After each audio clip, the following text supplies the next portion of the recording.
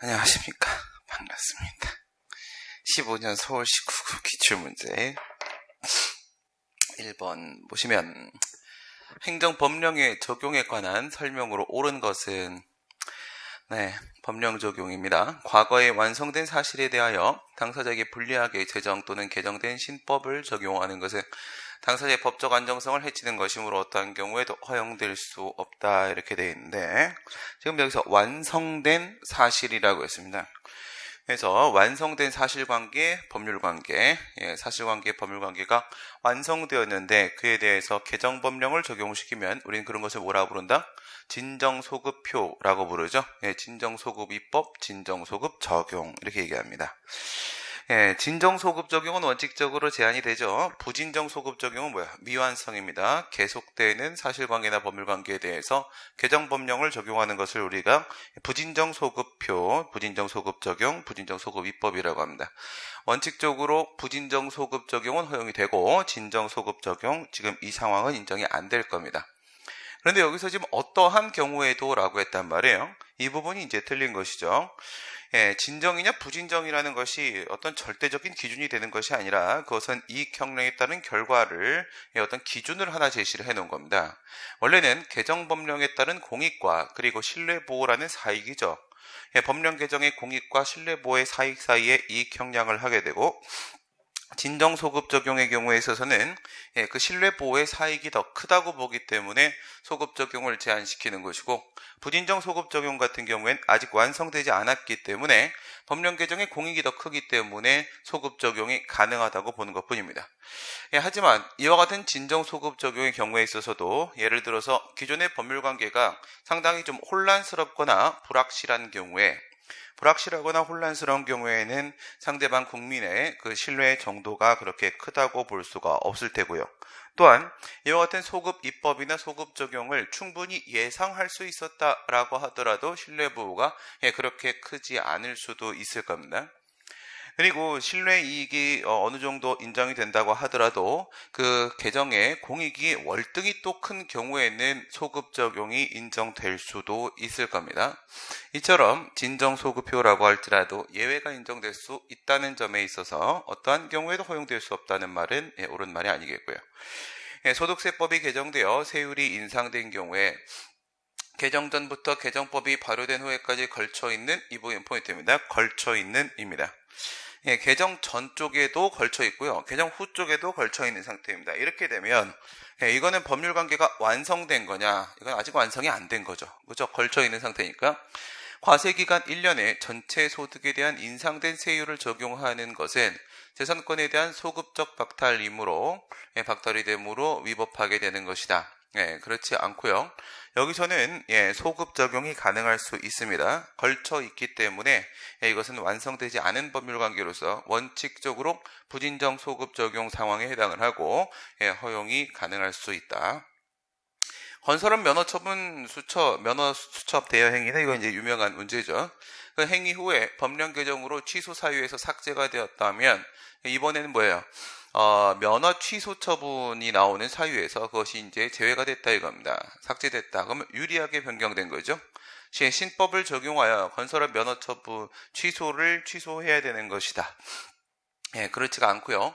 유리하게 개정이 되었던, 불리하게 개정이 되었던 간에 우리 위법성 판단 기준실을 떠올려 보시고요. 처분 이후에 법령 개정이나 사정 변경이 있는 상황이 아니라 지금 이거는 처분 이전에 법령 개정이나 사정 변경이 있는 상황이고요.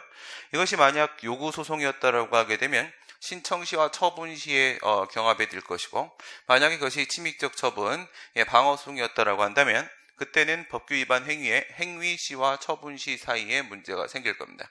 지금은 이제 침입적인 처분이니까 행위 시와 처분 시 사이에 문제가 될 거고, 신청 시 처분 시에서는 처분이 나와야만 법률관계가 완성된다는 점에서 처분 시에 법령을 적용하는 것이 원칙이 될 테고, 행위 시와 처분 시 같은 경우에는 그 법을 위반한 그 시점, 행위 시에 법률관계가 이미 완성된다는 점에서 행위 시에 법을 적용시키는 게 원칙이 될 겁니다.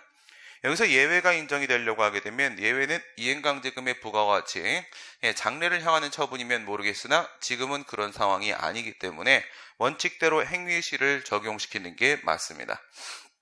행정법규의 위반자에 대한 제재 처분을 하기 전에 처분의 기준이 행위시보다 불리하게 개정이 되었고 개정 법령에 경과 규정을 두는 등의 특별한 규정이 없다면 경과 규정이 있으면 그에 따르면 되는 것이고 특별한 말이 없다라고 하게 되면 행위시를 적용한다. 방금 설명드린 내용입니다.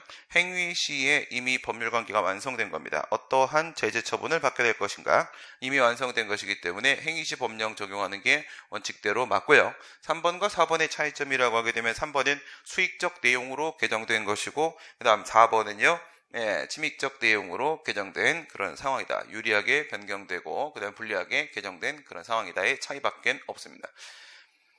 2번 가시게 되면 판례에 따를 때 사법관계, 공법관계 나누는 것이죠. 기억입니다. 국유재산 무단 점유자에 대한 변상금 부과 처분입니다. 이거는 국유재산법이든 공유재산 및 물품관리법이든 둘 다 마찬가지로 그 재산에는 행정재산과 일반재산, 행정재산은 공법관계, 일반재산은 사법관계로 분류가 되죠. 그런데 이 변상금 100분의 120의 변상금 무단 사용자에 대한 변상금 부과는 그것이 공법관계 행정재산이든 아니면 사법관계 일반재산이든 둘 다 공법관계로 보고 처분성을 인정하는 게 우리 판례 입장입니다. 100분의 120에서 100분의 20 부분이 공법관계에 나가기 때문에 심지어 일반재산 부분에 대해서도 처분성을 인정을 하고 있죠. 공법관계고요. 국유재산, 그 중에 지금 잡종재산이라고 했는데 이거는 지금 법이 개정된 후에 종전 법령의 표현을 그대로 사용을 하고 있습니다. 이러면 안 되고요. 일반재산 말하는 거죠. 관한 대부료의 납부고지라고 했는데 원칙적으로 일반재산 부분은 사법관계라고 했고요. 그래서 행정재산에 있어서의 사용료 부과는 공권력 행사로서 처분인데 일반재산에 있어서 이와 같이 대부료에 대한 고지하는 것은 사법상 계약에 있어서 그 사법상 계약의 이행을 청구하는 것에 불과하기 때문에 이건 공법관계가 아니라 사법관계에 해당할 겁니다. 지방자치단체에 근무하는 청원경찰의 근무관계, 청원경찰은 원칙적으로 다 사법관계입니다. 그런데 예외가 하나가 인정되고 있는 게 바로 지방자치단체에서 근무하는 청원경찰입니다. 그래서 나중에 강론에서는 이 청원경찰을 마치 경찰처럼 취급을 하기도 합니다. 그래서 지방자치단체에 근무한다는 점이 포인트고요. 그 외의 나머지 청원경찰의 근무관계는 전부 사법관계, 지자체의 청원경찰 근무관계는 공법관계, 임용권자가 지방자치단체 장이고 이런 식으로 나옵니다. 그래서 이것만 공법관계로 처리를 합니다. 농지계량조합 직원에 대한 징계 처분은 판례가 명확한 이유를 제시하지 않았습니다. 그래서 이 부분은 제가 여러분들한테 따로 기억을 해두라고 말씀을 드렸었습니다. 농지계량조합 직원에 대한 징계 처분은 사법관계로 볼 여지도 없는 것은 아닌데 근데 요거를 특별권력관계라고 했습니다. 판례가 농지계량조합 직원이래 버리면 특별권력관계라고 했으니까 이것은 권력적 공법관계 중에서도 내부관계 문제 처리를 하고 있다. 따라서 이거 공법관계 처리된다는 거 판례가 특별권력관계라고 했다는 점을 기억을 따로 해놓으시기 바랍니다. 이게 이론적으로 설명이 좀 잘 안 되고요.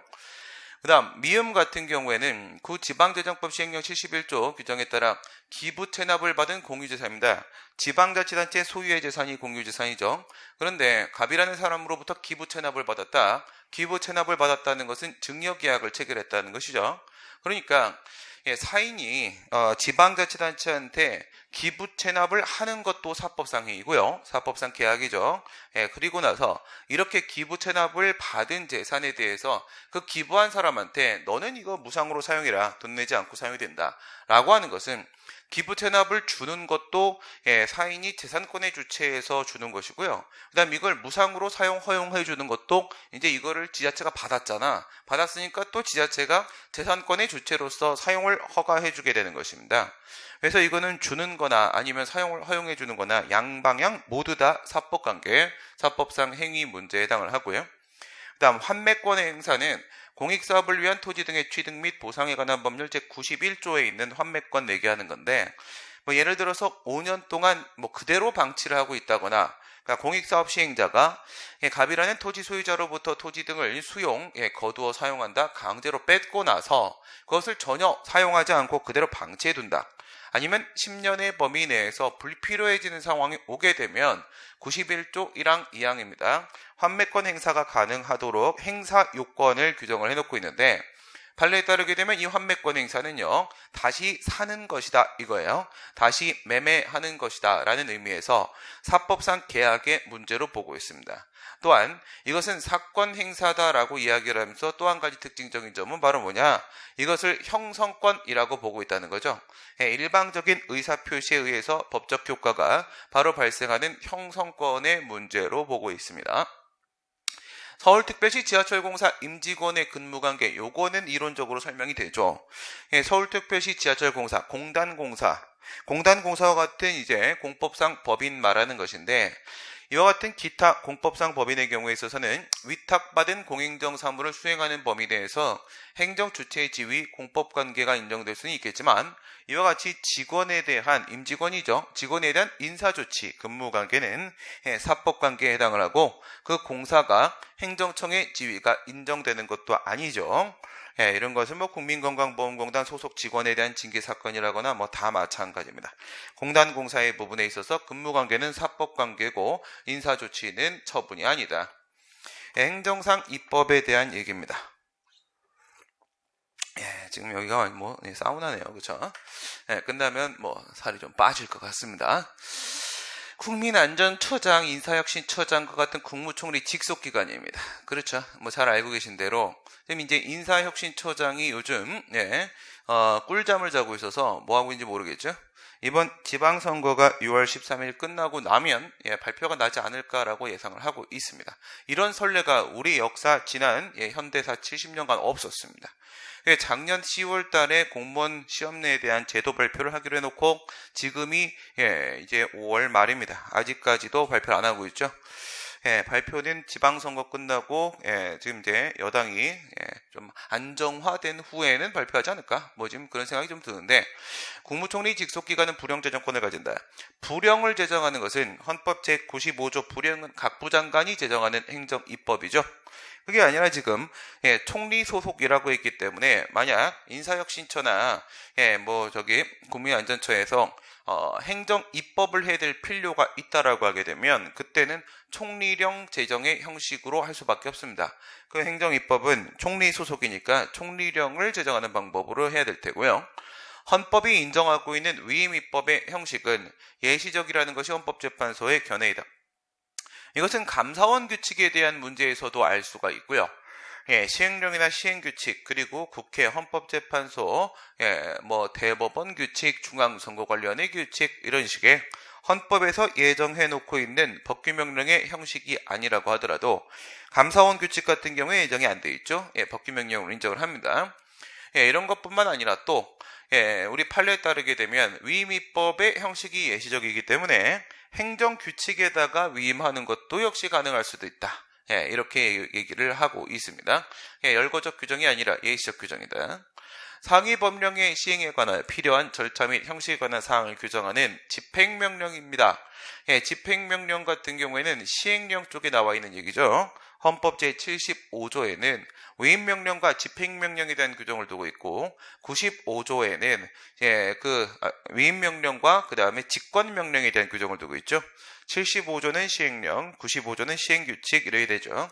근데 여기서 이제 집행명령과 직권명령이라는 게 서로 다른 게 아니라고 했습니다. 둘 다 상위법을 시행하기 위한 어떤 기술적 사항을 A4 용지 어떻게 한다, 폰트 뭐로 한다, 이런 것들 정하는 겁니다. 그렇기 때문에 이건 별도의 위임이 필요가 없는 겁니다. 기술적 사항, 위임 필요 없고, 그래서 95조에서는 그 이름을 직권명령이라고 표현을 하고 있을 뿐입니다. 이거는 기술적 사항에 대한 집행 문제이기 때문에 75조에서는 집행명령이라고 하고, 이것은 권리의무에 관한 사항을 정한 게 아니기 때문에 위임, 수권이 필요 없어서 95조에서는 직권명령이라고 표현을 하고, 결국 하나의 특징을 하나씩 서로 언급한 것밖에 없습니다. 같은 거고요. 위임명령의 경우에는 법률유보원칙이 적용된다. 그렇죠. 위임명령은 원칙적으로 국회에서 입법을 통해서 제정을 해야 될 사항에 대해서 그 하위 법령에다가 위임을 하는 것이기 때문에 국회에서 원래 제정해야 되는 것이니까 국회의 위임, 수권이 반드시 필요합니다. 우리 위임명령의 위법성에 대한 판단 기준을 한번 생각해 보게 되면 적법 속상 범죄 이렇게 되어 있었죠. 적법 속상 범죄. 적법 속 여기까지가 법률 유보고 상범죄 이게 바로 법률 우위죠. 법률 우위 원칙. 그래서 적법 속상 범죄에 위반돼 버리게 되면 법규명령이 위헌 또는 위법한 법규명령이 되는데 앞에 있는 3개가 법률 유보, 뒤에 있는 3개가 법률 우위 원칙이 됩니다. 적은 포괄적 위임 금지 원칙. 법은 법률 사항이라고 할지라도 위임이 불가능한 것은 아니다. 적법 속은요 법률 전속상 의회 유보 원칙이 적용되면 위임이 안 된다. 상은 상위법에 위반하지 마라. 범은요 위임의 범위를 일탈하지 마라. 제는 전면적 재위임은 금지된다. 이런 내용이었습니다. 법률 유보 원칙 당연히 적용되겠죠. 이것도 행정작용입니다. 행정입법도. 따라서 내용상 하자와 관련하여 법률 유보, 법률 우위 원칙 이런 것들 적용될 수 있습니다. 행정행위에 관한 설명으로 옳지 않은 것은 행정권한을 위임받은 사인도 행정총으로서 행정일을 할 수 있다. 행정총에 대한 규정 어디 있냐? 행정소송법은 2조 2항에 있고 행정심판법은 2조 4호에 있고 행정절차법은 2조 1호에 보시게 되면 행정청의 범위는 어떻게 되고 행정청이란 무엇이다. 규정들을 두고 있죠. 거기에 보게 되면 국가나 지방자치단체의 기관뿐만 아니라 기타 공법상 법인 공공단체도 포함되고 맨 끝에 부분에 사인 포함됩니다. 그 사인이 바로 뭐가 되냐? 공무수탁사인이 되는 거죠. 사인 역시도 공무수탁사인 역시도 위탁받은 공행정 사무를 수행하는 범위 내에서 기타 행정주체 지위 및 행정청의 지위가 인정된다라고 했습니다. 그 이유는 기타 행정주체는 국가나 지방자치단체와 달리 별도의 행정기관을 보유할 수가 없기 때문에 스스로가 바로 행정청의 지위를 가져버린다고 했었고요. 부하 공무원에 대한 상관이 개별적으로 발하는 직무명령은 행정행위가 아니다. 하급 행정기관에 대한 훈령 그리고 부하 공무원에 대한 직무명령 고개 똑바로 들어 뭐 이런 거죠. 넥타이 똑바로 매 이런 것들. 그런 게 직무명령은 뭐예요? 내부행위입니다. 내부행위는 행정행위가 아니죠. 외부적 행위만 행정입니다. 일정한 불법기관이 경과하거나 쟁송수단을 다 거친 경우에는 더 이상 행정에 다툴 수 없게 되는 효력, 행정행위의 효력 얘기하는 거죠. 효력은 공정력과 존속력 그리고 강제력 3가지를 떠올리시면 되겠고 지금은 존속력 얘기를 하고 있는 겁니다. 행정행위 존속력에는 형식적 존속력과 실질적 존속력이 있으며 형식적 존속력이 바로 쟁송 취소를 할 수 없도록 하는 불가쟁력이 되는 것이고 실질적 존속력은 직권 취소를 할 수 없도록 하는 불가변력이 되는 것인데 지금 같은 경우에는 왜? 쟁송 취소가 제한되는 경우죠. 불법기간, 청구기간이나 재수기간 도과된 건 이건 불가쟁력입니다. 이건 형식적 존속력이고 판례에 따르면 행정행위의 집행력은 행정행위의 성질상 당연히 내재하는 효력으로서 별도의 법적 근거를 요하지 않는다. 요거 좀 어렵게 나오면 또 뭐 조금 어렵게 나올 수 있죠. 이건 행정행위의 강제력과 관련된 문제입니다. 강제력. 그래서 이렇게 기억을 해놓으시기 바랍니다. 행정의 강제력, 행정행위의 강제력이 인정이 되어야 되고요. 행정행위의 강제력, 예를 들어서 철거 명령을 했다. 자기 하명으로서 건축법 제79조 1항에 따른 철거 명령을 했다. 그런데 철거 의무를 불이행을 하기 때문에 행정 대집행을 한다. 이렇게 들어가게 되면 여기서는 이제 별도의 법적 근거 이게 2개 다 있어야 됩니다. 2개 다 있어야지 강제 집행 등을 할 수가 있는 것이다. 앞부분에 있어서는 뭐예요? 여기서는 강제력이 있어야 되고 뒷부분에 있어서 법적 근거가 있어야 됩니다. 하나씩 깨보세요. 만약에 철거 명령을 했다. 이건 행정이 강제력이 인정되죠. 하명이니까 행정이가 맞습니다. 강제력이 인정됩니다. 만약 행정대집행법과 같은 별도의 법적 근거가 없었더라면 강제력이 있으니까 바로 대집행을 할 수가 있느냐? 그런 건 아니라는 거죠. 다시 반대로 들어가 보시기 바랍니다. 행정대집행법이라는 일반법이 있습니다. 법적 근거가 있지요. 그런데 그 대체적 자기 의무의 부과를 행정행위로서 한 게 아니라 공법상 계약으로 했다면 어떻게 될까요? 공법상 계약, 앞부분에 강제력이 깨지죠. 계약은 행정행위가 아니기 때문에 강제력이 없습니다. 그러면 뒤쪽에 행정대집행법이라는 별도의 법적 근거가 있다고 하더라도 대집행은 불가능합니다. 앞에 쪽에 강제력과 뒤쪽에 법적 근거 둘 다 있어야만 강제집행이 가능할 수 있다. 지방경찰청장이 횡단보도를 설치해서 보행자 통행 방법 등을 규제하는 것은 이쪽으로 건너라 이거죠. 이쪽으로 건너라 행정행위에 해당한다. 그렇죠. 예, 횡단보도 설치 행위는 처분이 맞다. 이게 판례 입장이고, 횡단보도 설치 행위는 물건에다가 그림 그리는 거니까 이건 물건의 성격을 직접 규율하고 그와 이해관계에 있는 사람의 권리를 간접적으로 규율을 하는 것으로서 이런 걸 우리가 바로 대물적 일반 처분이라고 하죠. 대물적 일반 처분, 즉 물적 행정행위로서 일반 처분에 해당합니다. 물적 행정행위로서 일반 처분, 행정행위 맞습니다. 5번입니다. 행정행위의 하자에 대한 설명으로 옳은 겁니까? 옳지 않은 겁니까? 옳지 않은 거. 무권한입니다. 무권한. 예, 권한 없는 자의 행위, 주체 하자 얘기하는 거죠. 주체 절차 형식 내용 중에 주체 하자, 중대 명백이므로 무효사유라는 게 판례 입장이다. 예, 이거는 맞을 수도 있고 틀릴 수도 있어요. 예, 지금 이거 뭐 틀렸다고 볼 수 없습니다. 예, 그러니까 원칙적으로 판례는 이런 문제도 있잖아요. 무권한 자의 행위에 대해서 판례는 원칙적으로 일반적으로 무효사유로 본다. 맞는 지문이었어요. 맞는 지문. 이것도 사실 맞다고 볼 수도 있는데 틀렸다고 볼 수도 있습니다. 예, 여기는 저게 있네요. 틀렸다고 봅시다. 항상 있습니다. 항상 뭐 어떠한 뭐 이렇게 들어가면 다 틀리는 거죠. 뭐 대표적으로는 여러분들이 이걸 생각해 보시면 되겠죠. 권한 위임이 있었는데요. 위임청 A 행정청으로부터 B 수임청에게 권한 위임이 있었는데, 근데 그 권한 위임이 별도의 법적 근거 없이 이루어졌어요. 그러게 되면 권한 위임은 법적 근거가 필요하죠. 우리 헌법 96조입니다. 따라서 법적 근거 없이 이루어진 권한 위임은 헌법에 위반되는 위법한 권한 위임이고, 권한 위임은 내부행위이기 때문에 공정력이 없어서 무효입니다. 그럼 권한이 넘어가지 않았고요. 그대로 위임청한테 있죠. 이 상황에서 수임청이 권한을 위임받은 줄 알고 자기가 처분을 해버린다라고 하게 되면 이건 주체하자입니다. 주체하자인데, 이 주체하자는 그냥 바로 발생을 한 것이 아니라 권한 위임이 법적 근거가 없었다. 여기서부터 지금 출발한 거잖아요. 이럴 때 우리는 취소 사유에 해당한다. 이런 식으로 얘기를 하거든요. 대표적인 케이스가 바로 뭐냐면, 권한 위임의 법적 근거가 서울특별시장이 동작구청장한테 넘기는데, 만약 그것이 자치사무였다라고 하면 말이에요. 자치사무였다고 하면 사무위임 조례의 권한 위임의 근거를 뒀었어야 됩니다. 그것이 아니라 만약에 그것이 기간위임 사무였었다라고 하게 되면 서울특별시장은 사무위임 규칙을 제정을 해서 그것을 권한위임의 법적 근거로 삼아야 됩니다.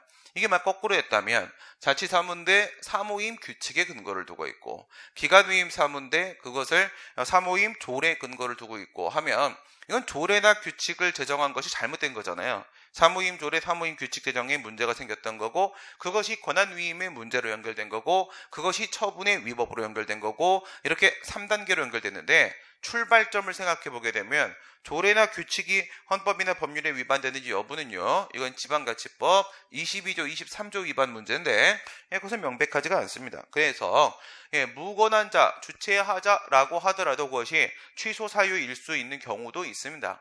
이거 말고도 뭐 세관장 사건 이런 거에서도요, 상대방이 무권한의 행위임에도 불구하고 아무도 몰랐어요. 그런 관행이 있었고 그동안 아무도 그에 대해서 이의제기를 하지 않았고, 이런 경우라고 하게 되면 비록 주체하자라고 할지라도 일반 국민의 관점에서 그 위법이 명백하기 힘들었다, 취소 사유다, 이런 판례도 있지요. 항상 그럼 틀리는 겁니다. 무효선언을 취소 소송의 형식으로 주장하는 경우에 뭘 말하는 거냐? 무효선언을 구하는 취소 소송을 얘기하는 것이죠. 실질은 무효선언을 구하니까 무효확인 소송이고, 형식은 취소의 소장을 접수했으니까 이것은 취소이고, 이렇게 됩니다. 했을 때 우리 판례는 무효확인 소송과 취소의 소송 요건의 차이점은 두 군데서 발생을 하죠. 행정심판 전치주의와 제소기간 두 군데서 발생을 하게 되고, 여기서 판례는 형식, 즉 취소소송을 기준으로 해서 행정심판 전치주의 및 제소기간이 적용될 수 있다, 이렇게 보고 있습니다. 저랑은 좀 생각이 다른 입장이고요. 판례는 적용하자라고 얘기하니까 맞는 지문이 됩니다. 취소 사유인 하자 있는 행정행위에 대해서는 사정재결과 사정판결이 인정된다는 것이 판례 입장이다. 뭐 판례 입장이고 나발이고가 없죠. 이건 나발 같은 소리입니다. 법에서 이렇게 된다고 되어 있는데 그것을 뭘 판례 입장입니까? 그죠? 판례 입장이고 나발이고가 아니라 뭘 물어봐야 되는 거예요. 무효 사유일 때 어쩔까? 이걸 물어봐야지 정상적인 문제죠. 이거는 비정상을 정상화시킬 필요가 조금 있는 부분이고요. 그래서 무효 사유의 경우에 있어서는 사정 재결 및 사정 판결이 불가능하죠. 판례에 따르게 되면 존치시킬 효력이 있는 행정위가 없기 때문에, 즉 사정 발견과 사정 재결은 처분의 효력을 유지하는 것을 목적으로 하는 건데, 처분의 효력이 처음부터 없었다면 사정 판결과 사정 재결을 통해서 법원이나 행정심판위원회가 새로운 처분을 발령하는 결과를 초래하게 되기 때문에 무효 사유인 경우에 인정되지 않는다라고 보고 있고요. 행정소송법은 38조 1항에서 28조의 사정 판결을 준용하지 않음은 물론, 행정심판법은 44조 3항에서 사정 재결이 무효확인 심판에 존재할 수 없다라고 명문으로 규정을 하고 있기도 합니다. 명백성 보충요건설, 명백성 요건보충설 뭐라고 해도 상관없고요.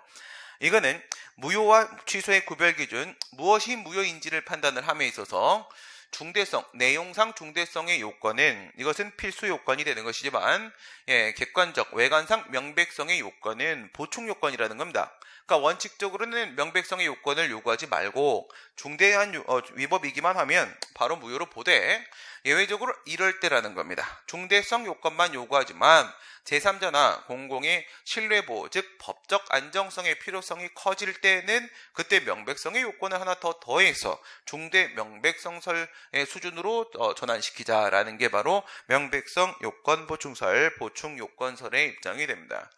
네, 6번입니다. 행정절차법상 처분 절차에 관한 설명을 옳지 않은 것은, 행정청은 신청의 구비 서류에 미비 등의 흠이 있는 경우에는 보완에 필요한 상당한 기간을 정하여 지체 없이 신청인에게 보완을 요구해야 된다.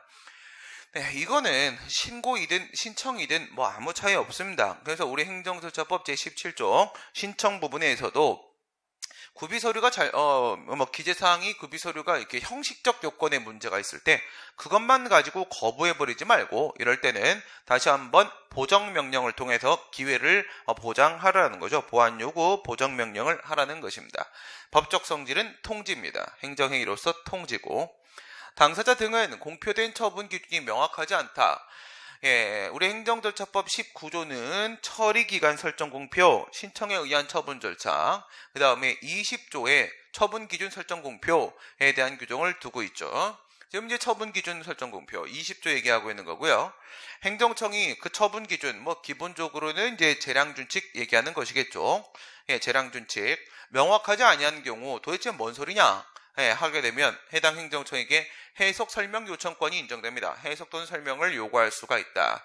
해당 행정청 특별한 사정이 없으면 그 요청에 따라야 한다. 20조 내용입니다. 20조 처분 기준 설정 공표. 퇴직연금 환수 결정과 같이 법령상 확정된 불이익 처분입니다. 확정되었다. 그 처분을 하는 것은 이미 확정된 내용이다 이거죠. 다시 말해 상대방의 의견을 들어봐야 대세에 영향을 끼치지 않는다. 바뀔 것은 아무것도 없다는 겁니다. 의견 진술에 기회를 주지 않았다면 행정절차법 위반이 된다. 그렇지 않죠. 지금 여기서 의견 진술, 의견 제출 얘기를 하고 있는데, 행정절차법 제22조에 있는 의견 청취 말을 하고 있는 거고요. 의견 청취에는 예외 사유가 4개가 있죠. 긴급재판 곤란 포기가 있습니다. 긴급재판 곤란 포기에서 이것은 재판입니다. 재판, 즉 재판 등을 통해서 그 처분을 하는 것이 이미 확정되었을 때는 굳이 의견 또 들을 필요가 없겠죠. 예외 사유에 해당하니까 더 이상 의무사항이 아닌 것이고, 의견 진술에 기회를 주지 않았다. 절차 흠결이 절차 하자로 연결되지 않을 겁니다. 또 한 가지 기억해야 될 것은, 여기서 퇴직연금 환수 결정 자체는 처분이 맞습니다. 이거는 상대방에게 금전급부 의무를 부과하는 하명 처분이 맞습니다. 그리고 요거는 의견 청취가 필요 없고요. 그 다음 4번 행정처분의 상대방이 통지된 청문 일시에 불출석하였다는 이유만으로 관계법령상 요구되는 청문 절차 없이 지배적 행정처분을 할 수는 없다. 이런 건 이제 뭐랑 비교하냐? 청문, 이거는 정식 청문입니다. 정식 청문이고, 그 다음에 의견 제출하고는 좀 사정이 다르죠. 그러니까 이것도 마찬가지로 여러분들은 청문이니까 긴급재판 곤란 포기로 그냥 비교하는 겁니다. 이런 문제는 너무 많습니다. 법에서 예외 사유를 인정하고 있으면 그 예외 사유에 해당할 때 그 절차를 밟지 않아도 되는 것이지, 그럴싸한 이유가 있다라고 해서 인정되고 그런 거 아닙니다. 이와 같이 불출석이라는 것은 긴급재판 곤란 포기에 포함되지 않습니다. 행정절차법상 청문의 예외 사유가 아니고요. 예, 7번입니다. 행정행위의 철회 제한이 되는 경우에 해당하는 것은 예, 뭐 이건 뭐 1, 2, 3, 4가 다 맞습니다. 다 맞는데 2번이 맞습니다. 그러니까 이건 뭐 살짝 온도 차이인데요. 무슨 말씀이냐면 우리 철의 사유는 뭡니까? 부동철사 개벽이죠. 부동철사 개벽. 예, 내가 공부를 너무 열심히 하느라고 운동을 못하다 보니까 철사를 구부려 봤는데 부동 움직이지가 않는구나. 몸 상태가 많이 안 좋아 지금. 그래서 이런 천지가 개벽할 일이니 더 이상 공부를 할 수가 없다. 수험을 철회하도록 하겠다. 철의 사유. 부동철사 개벽이죠. 부동철사 개벽에서 부는 부담 불이행이 되는 것이고 동은 상대방의 동의, 철은 철회권 유보, 사는 사정 변경 및 중대한 공의사항 요청, 개는 법령 개정 및 중대한 공의사항 요청, 법은 법령상 철회 사유 이렇게 됩니다. 보시면 1번에서 행정행위에 수반되는 법정 의무 또는 부관에 의해 의무를 위반 불이행했을 때 이게 바로 부담 불이행이잖아요. 철회 사유입니다. 3번 사실관계나 법적 상황의 변경 저게 바로 사하고 개죠. 사계. 부동철사 개벽에서 사정 변경, 사실관계의 변경, 법적 상황의 변경 저게 바로 법령 개정.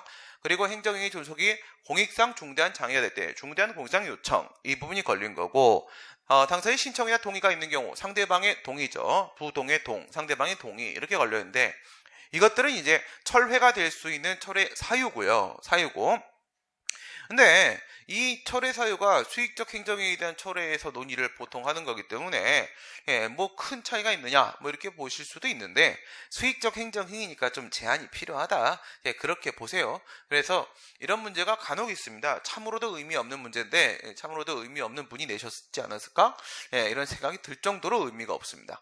1번, 3번, 4번 이건 철회 사유고 2번은 그냥 수익적 행정이니까 신뢰 보호에 대한 문제가 발생할 수 있다.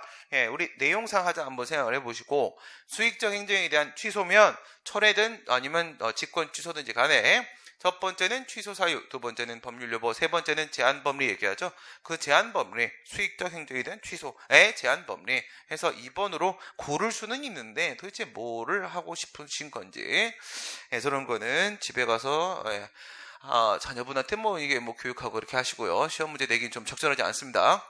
행정대집행화단 설명으로 옳지 않은 것은 법률상 시설 설치 금지 의무를 위반이죠. 금지 부작위 의무입니다. 시설을 설치하는 경우에 별다른 규정 없어도 대집행의 요건이 충족이 된다. 우선 지금 이거는 투터치 들어간 건데요. 대집행의 요건, 행정대집행법 제2조 어저께 나왔던 공작보형 생각해 보시고 공작보형, 공법상 의무불이행, 대체적 자기의무불이행, 보충성 원칙과 이익형량이었었죠. 여기서 대체적 자기의무불이행 한번 생각해 보세요. 이건 자기의무가 아니라 부자기의무입니다. 부자기의무니까 자기의무로 전환시키는 과정이 필요하겠죠. 전환 명령이 필요하고요. 전환 명령, 철거 명령이 필요한데 그 철거 명령은 또 침입적 작용이니까 그 철거 명령, 전환 명령에 법률 유보 원칙 적용돼서 별도의 법적 근거가 있어야 되겠죠. 그런 게 바로 뭐냐? 전환 규범이죠. 전환 규범, 건축법 제 79조 1항 이런 식의 전환 규범이 있어야 되는데 지금 여기서 별다른 규정이 없어도 라고 했으니까 전환 규범이 필요 없다라고 지금 얘기를 한 겁니다. 당연히 필요하죠. 당연히 필요한데 이거는 전환 명령을 징검다리 타고 전환 규범까지 와서 질문을 때렸다 라는 점을 유의해 주시고요. 이런 문제 많이 있습니다. 공원 매점에서 퇴거할 의무, 내가 점유권을 해지하고 나가야 될 의무죠. 퇴거 의무 아니면 건물이나 토지 인도 명도 의무 이런 것들은 전부 다 뭡니까? 비대체적 자기 의무죠. 끌어내려고 하게 되면 상대방의 신체에 물리력을 행사를 해야 되기 때문에 이건 비대체적 자기 의무 부분이고요. 행정대집행법에 의한 이건 뭡니까 이게? 대집행이 재미있으신 분이네 이분이 그렇죠? 대집행의 대상이 되는 것은 아니다 그렇죠? 공작보형의 대체적 자기 의무에서 자기 의무는 맞는데 대체적이지가 않죠. 타인이 대신하여 행할 수 있는 의무가 아닙니다. 행정대집행이 가능함에도 민사집행법상 강제집행의 방법으로 그러니까 민사소송 제기하는 방법으로 할 수 있느냐 이거예요. 시설물의 철거를 구하는 것은 허용되지 않는다. 그렇죠. 이거는 더 간이한 방법으로서 자력강제력의 행사가 가능한 경우에는 민사소송과 같은 타력강제력의 행사는 제한시키는 것이 맞다 이거죠. 행정주체는 대집행 등의 자력강제력의 행사로서 처리를 하게 되고요. 행정대집행법에 의하면 법령에 의해 직접 성립하는 의무도 행정대집행의 대상이 될 수 있다. 뭐 이런 질문 자꾸 하는데 참 의미 별로 없는데 뭐 틀리는 학생들이 있더라고요. 예, 이건 뭐예요? 철거명령처럼 행정행위로서 법률에 의한 행정행위로서 의무를 부과할 수도 있지만 법에 의해서 의무를 바로 부과할 수도 있죠. 그런 걸 뭐라고 부른다고 해서 법규하명이라고 부른다고 했습니다. 법규하명, 예, 법규로서 바로 직접 의무를 부과한다. 이거 행정대집행법 제2조에 이거 딱 명시되어 있습니다. 법률에 의하거나 법률에 의한 행정행위에 의해서 의무를 부과받았다라고 해서 법률에 의한 직접 의무 부과도 포함이 아예 되어 있고요. 9번입니다. 국가배상법 내지 국가배상 책임, 예, 뭡니까? 내지, 외지, 표지입니까? 예, 저렇게, 그냥 국가배상에 대해서 설명한다, 이렇게 하면 되죠. 재밌는 분 맞네요, 이분이, 그쵸? 예, 아주 유머러스한 분입니다.